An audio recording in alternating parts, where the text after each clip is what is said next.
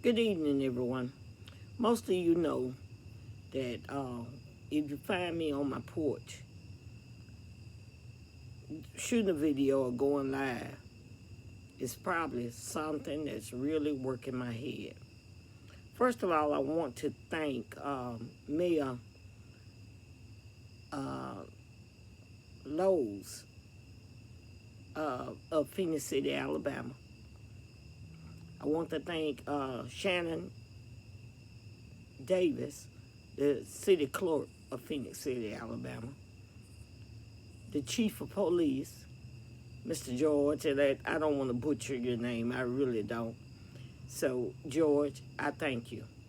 And Rachel, dispatcher, telephone operator for the sheriff department. I assume that's where she works. Um, Thank y'all for doing your job. At least you did that. Thank you for quickly returning my phone call and just doing your job. I appreciate that. Today, it started out a great day for me, but eventually, it just came out to be horrible. And it left me in question. Who are we? Who are we as a people? What have we become as a people? Are we going backwards? What is this thing, this hatred that we have? A video was sent to me. And the video was concerning what I would consider police brutality. I was speaking to a friend, and I said, somebody just sent me a video, and it's the police done beat the heck out of somebody, and they done put the dog on the person. The dog just eating the person up. I said, what could they have done for them to deserve that? And so we had a little conversation about it and went about our business. Little did I know that the person that was in the video was my nephew's father. And once I found out, I became concerned. I've always been concerned about police brutality, and especially when it's a black male, and always want to know what have they done, because oftentimes when it's brutality as such, it really doesn't end well for the young person, young man of color. And I'm always telling young men of color, watch your steps, behave yourself, and don't get yourself in a way of attention that somebody can do harm to you. I did not know that that was my nephew's father that was receiving the brutality. I've asked for the detective in charge and the high sheriff, as we call him, or the chief, Alexander, to give me a call back. I simply want to know how and what justification did you all use to treat that young man as such. My understanding that your police has accused him of running a stop sign. But if you run a stop sign, does that negate that you're in agreement that his punishment should be that you should let the dog attack him and bite him and split his skin wide open? And then while he's handcuffed on his stomach face on the ground, you just punch him in his face and now his mouth and nose is bleeding? I don't understand that. I don't even understand how you justify it about a stop sign. And let's just say he ran the stop sign. Why did you let him get all the way home? No blue lights, no nothing. Then he's on the ground, face to the ground. Hands behind his back, at least trying to put him behind his back. He's not bucking. He's not acting like he don't want to be arrested. Nothing. Somebody help me understand, what justification does it take? Who made you the law and the rule on spot? Why would you do that? What human being are you? Why would you do that? I don't understand it. Somebody need to justify why somebody ran a stop sign, and then you say, well, he had an outstanding warrant. But when you do it, tell them how long the outstanding warrant was. 10 years ago, a bench warrant. Tell them that. Tell them that he was not bucking the system. Tell them that. Don't go fix it up any kind of way. And please don't go say nothing about he was on drugs. He don't do drugs. He don't do drugs. As a matter of fact, he just passed a drug test trying to get a job from a large company. So that would dispute all of that. So don't come with that one. Don't make up a story. You have a bad apple. That was a bad way to handle it. And those jump out boys knew what they went to do that day. And it was to hurt anybody. He did not go to jail. He had to go to the hospital because the dog tore his leg wide open. He had to go to the hospital because you hit him in his nose and in his mouth. What did that got to do with a ticket? Didn't stop at a stop sign. What did that got to do? He had a 10-year-old bench warrant. What did that have to do with anything? Somebody please make me know that this world is better than this. Make me know that we're not dealing with such prejudice. The first question someone asked me, what color was the men, the police that did that? I'll let you guess. I'm not going to tell you what color they were. I'll let you guess. Because I don't want to make any insinuations that they were something and they did this because they were this. I'll let you guess what color they were. What is your problem? Taking this thing back to 1950s and the 60s, the John Lewis's era. This is crazy, y'all. This is crazy. My family and the young man's family could be looking at the same situation that we had down in Brunswick. We could be looking at the same situation that George Floyd's family looked at. All for what?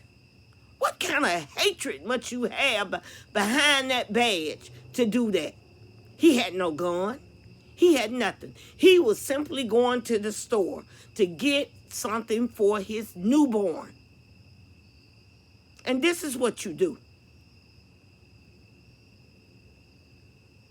I'm pushing this. I am pushing this. What I need is for someone to please justify why you had to do it like that. Because a person didn't stop at a stop sign. And you let him make it all the way to his destination. Park correctly. Park correctly. And then, upon parking correctly, you get him out and make him get on the ground. Horrible. Horrible. And I know that you all have to do your investigation and look at the tapes. I hope that y'all don't come back and say none of the police officers had on their camera, because it was several people that had their camera on, and several people that sent me the footage of what happened, and several people that's willing to say that it was no resistance. He did not resist. He laid there, and you all just let the dog eat him. Even the female police officer that was there is kind of looking like, oh, what just happened here? This is not what she intended to happen. But you with him. But you with him. And I'm going to say, as one police officer said to me today, right is nothing but right, and wrong is nothing but wrong. And in this day and time, you don't have enough sense in your head to figure out that everybody got cameras, not just you, everybody got cameras. And it's hard to dispute what happened. Unnecessary roughness, unnecessary treating of any human being. Below me doing this video, I will post some of the video footage that have been sent to me. Some of you people look at it and determine yourself. And I promise you, if you got young black males, they don't have to be doing nothing. There's a sense of hate going about.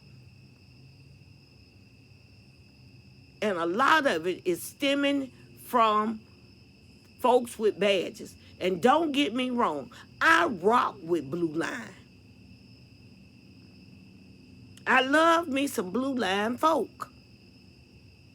I make their badges, their patches. I sew them on their uniform. I pray over their patches when I put them on their uniform for safety. If someone call me and say, a fallen officer have fallen, and we need you to do this for the memorial, I stop what I'm doing and I do that patch, I do that whatever Velcro thing to go on their walls. That's what I do. I got many people in my family who they're in law enforcement, friends that are in law enforcement. My daughter have dated people in law enforcement that I still consider them just like my son.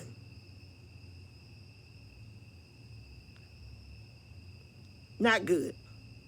What happened today? Not good. And all I can say,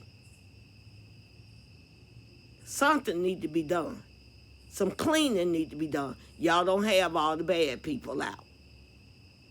Unnecessary. Unnecessary. Unnecessary. We didn't have to do that.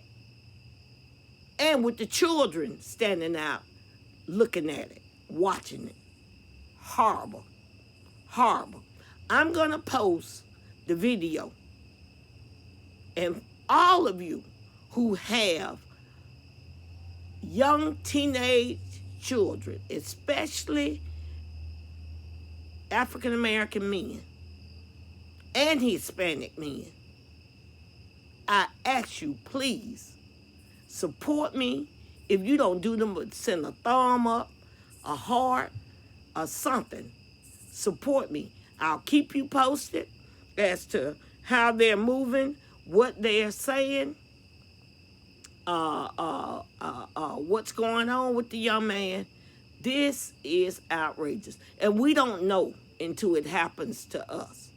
I'm just looking at a video and thinking, gosh, they done beat up another one. And there it is, my nephew's father. Come on, y'all. We got to do better.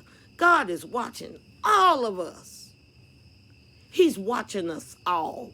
He's watching how we're moving, what we do. We're not going to get away with it. We're not. And those of you who are in leadership positions, we got more people, especially African Americans, who are in leadership positions. You all need to be doing something to helping getting them bad apples out of there. Clear your barrel. Get them out.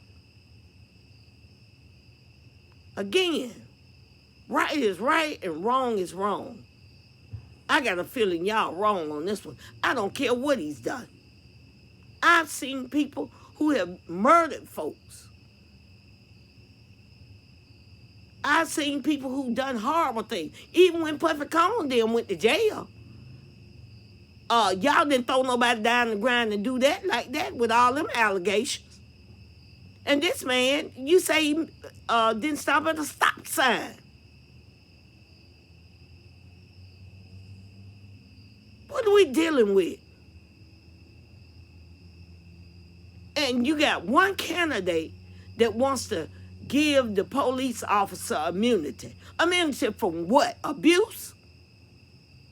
And please know, I'll say it again, I rock with Blue Line. They're my boys. Anybody that ever came over to the shop and had to get some work done, they know we always had good conversation. They know they got nothing but love. I ain't happy, y'all.